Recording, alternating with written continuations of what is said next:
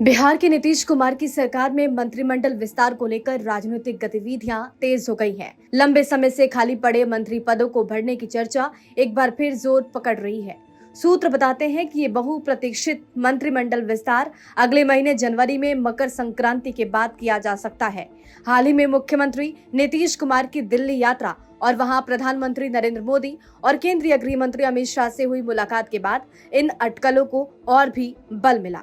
वर्तमान में बिहार मंत्रिपरिषद में मुख्यमंत्री समेत कुल 36 मंत्री बनाए जाने का संवैधानिक प्रावधान है, लेकिन फिलहाल मंत्रिमंडल में 10 मंत्री पद खाली हैं।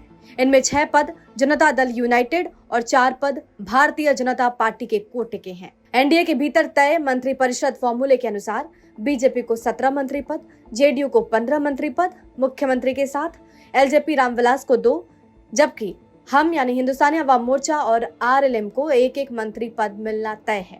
इसी गणित के आधार पर अब जेडीयू और बीजेपी दोनों के लिए अपने अपने कोटे के खाली पदों को भरने का रास्ता साफ हो गया है। राजनीतिक जानकार मानते हैं कि मुख्यमंत्री नीतीश कुमार की दिल्ली यात्रा के दौरान प्रधानमंत्री नरेंद्र मोदी और गृह मंत्री अमित शाह से हुई मुलाकात केवल शिष्टाचार भेंट नहीं थी।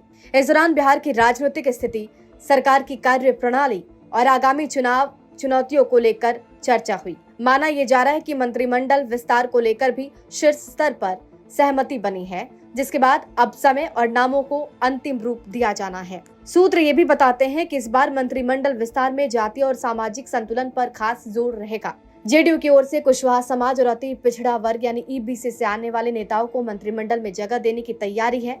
बिहार की राजनीति में इन वर्गों की अहम भूमिका रही है और आने वाले समय में इनके समर्थन को मजबूत करना एनडीए के लिए रणनीतिक रूप से जरूरी माना जा रहा है। बीजेपी की ओर से सामाजिक संतुलन को ध्यान में रखते हुए नामों पर मंथन किया जा रहा है, ताकि सरकार का स्वरूप ज्यादा समावेशी दिखाई दे और सभी वर्गों को प्रतिनिधित्व मिल सके। फिलहाल सरकार में कई मंत्री एक से अधिक विभाग संभाल रहे हैं, जिससे प्रशासनिक दबाव भी बढ़ा हुआ है। जेडीयू कोटे से विजेंद्र प्रसाद यादव के साथ 5 विभाग विजय चौधरी के पास है, 4 विभाग, जबकि श्रवण कुमार और सुनील कुमार को 2-2 विभाग की जिम्मेदारी मिली है। वहीं बीजेपी कोटे से विजय सिंह, मंगल पांडे और अरुण शंकर प्रसाद के पास 2-2 महत्वपूर्ण विभाग है।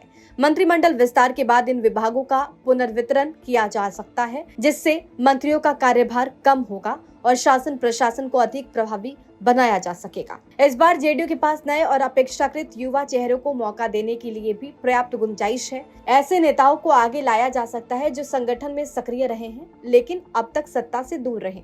इससे एक और पार्टी के भीतर संतुलन बनेगा और दूसरी ओर सरकार को नई ऊर्जा मिलने की उम्मीद है। अगर सब कुछ तय योजना के अनुसार हुआ तो मकर संक्रांति के बाद होने वाला ये मंत्रिमंडल विस्तार बिहार की राजनीति में एक अहम घटनाक्रम साबित हो सकता है। ब्यूरो रिपोर्ट, बिहार तक।